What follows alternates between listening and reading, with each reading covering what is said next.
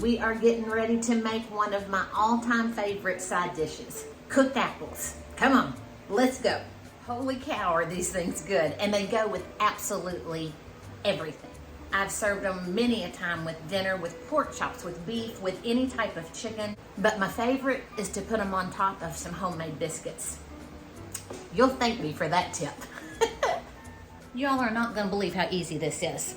Now I'm starting with 3 Gala apples. You can use so many different varieties. Jonathan is great. A red or golden delicious. Honeycrisp is amazing. The only thing I would say is stay away from your really tart ones like your Granny Smith.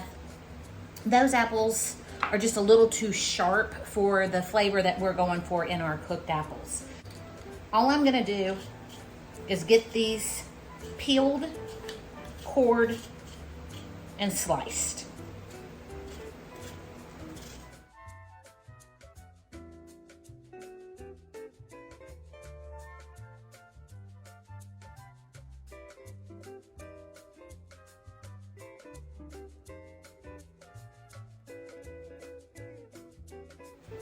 The great thing about cooked apples is you can either cook them entirely on the stovetop, or you can cook them until they just start to get tender stovetop and you make sure that your flavoring is perfect, and then you can transfer them into an oven-safe dish, cover them with foil, and put them in the oven and let them finish baking in there for about 30 minutes. So you can work it to whatever is best for you and the meal that you're making and the time that you have available. I have my 3 apples that I have washed, peeled, cored, and sliced in my pot here. I'm gonna add a 1/4 cup of sugar,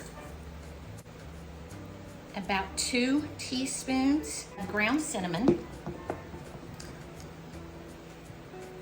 a pinch of salt,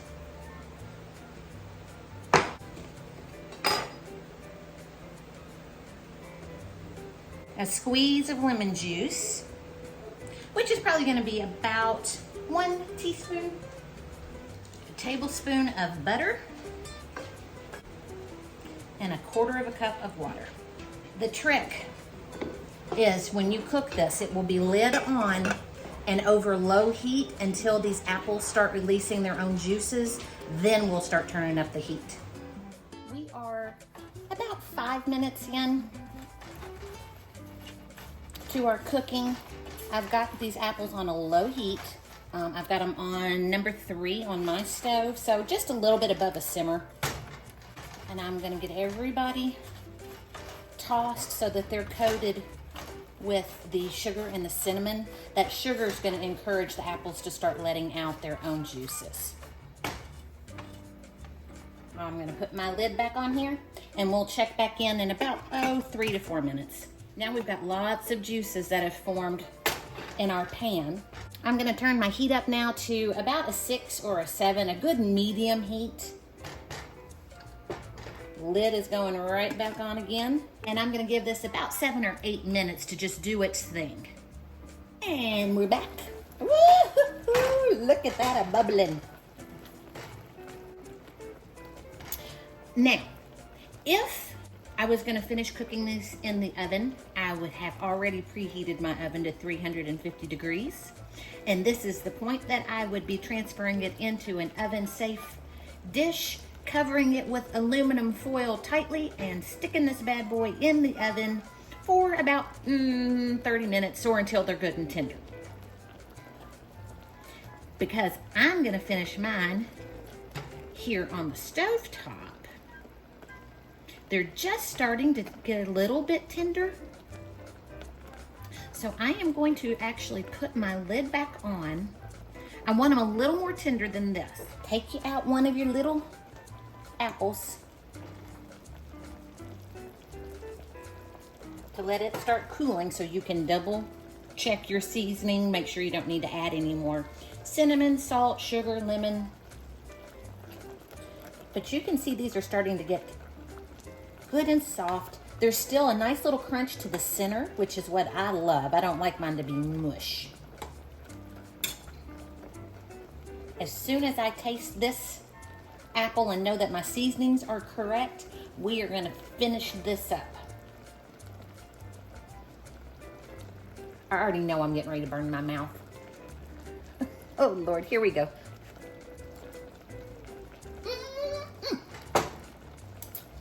That is good. Now I am going to turn up my heat. I'm going all the way up to an 8. Only go up that high if you can stand right here and stare at this pot. If you can't, then you just don't go above a 7, because otherwise you are going to scorch and burn and ruin your perfectly delicious apples. Our boiling is starting to pick up here, and what we're gonna do is let this boil and let this liquid and juices reduce by about half. What it is gonna do is it's gonna intensify the flavors that we've got going on in here, and it's also gonna allow our apples to caramelize just a little bit, which is gonna bring a depth of flavor that you would miss otherwise.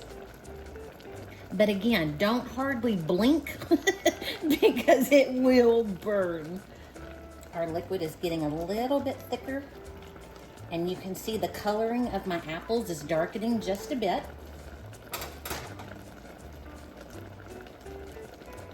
I wish you were here and you could smell this delicious aroma coming from here. It's heavy with cinnamon, and yet there's that sweetness that comes along with it. There's a reason this is one of my favorite dishes. And typically speaking, I do prepare 1 apple per person because your apples are going to break down during the cooking process. So that really is the minimum that I prepare. We are just about there. You can see how much thicker that syrup is, and it's really starting to coat our apples.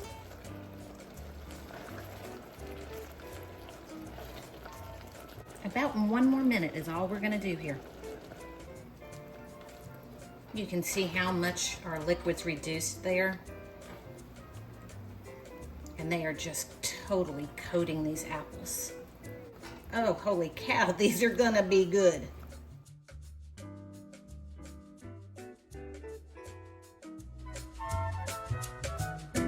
Thank you all for hanging out in the kitchen with me again today. I hope you all love these apples. It really is one of those just special comforting things that I do here on the farm. It can be a side to any main dish you serve. And like I said, put it on top of some fresh biscuits. You're gonna love me. I love you all. Thank you for hanging with me. If you all have liked this video, please be sure to like, comment, share the video. That is such a huge help to me as I'm trying to grow my page.